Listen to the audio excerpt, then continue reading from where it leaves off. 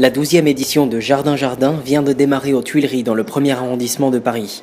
À cette occasion, nous avons rencontré les Jardins de Galy, société cofondatrice de cet événement, spécialisée dans le paysage et le végétal. Ingrid Napichoulet, professeure à l'ESSEC, et Pierre Darmet, responsable de l'innovation des Jardins de Galy, présentent les avantages du bureau fertile. C'est intéressant de penser aujourd'hui la nature en ville, mais également la nature dans l'entreprise.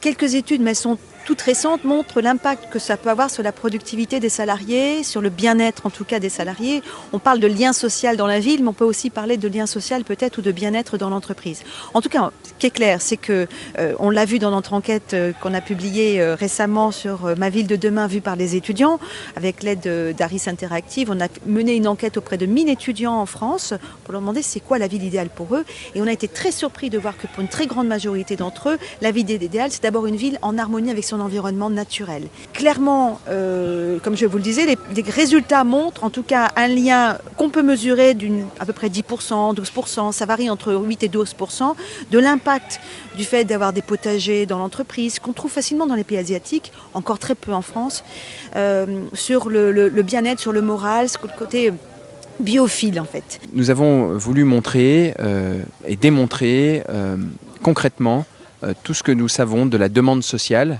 y compris de la génération Y, pour le végétal et la nature, dans les espaces de vie, mais aussi dans les espaces de travail. Et on le voit aujourd'hui, c'est un facteur d'attractivité dans la compétition internationale en termes d'immobilier d'entreprise, parce que un certain nombre d'études le montrent, le végétal fait partie des éléments de la qualité de vie au bureau, à la fois dans l'espace, dans l'aménagement de l'espace, mais aussi dans les rituels qu'on peut avoir chaque semaine, dans le lien qu'on peut avoir avec la nature.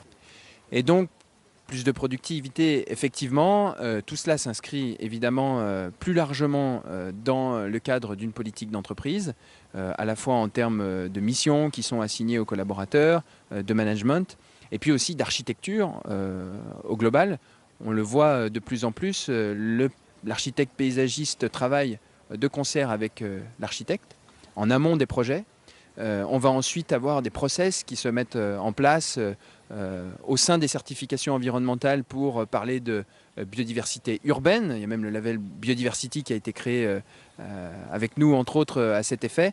Et donc, oui, c'est ce cadre-là qui permet de développer au global du bien-être, de la productivité, une diminution de l'absentéisme. Il y a différents indicateurs qui sont plutôt au vert, pour le coup, les signaux sont au vert par rapport au végétal.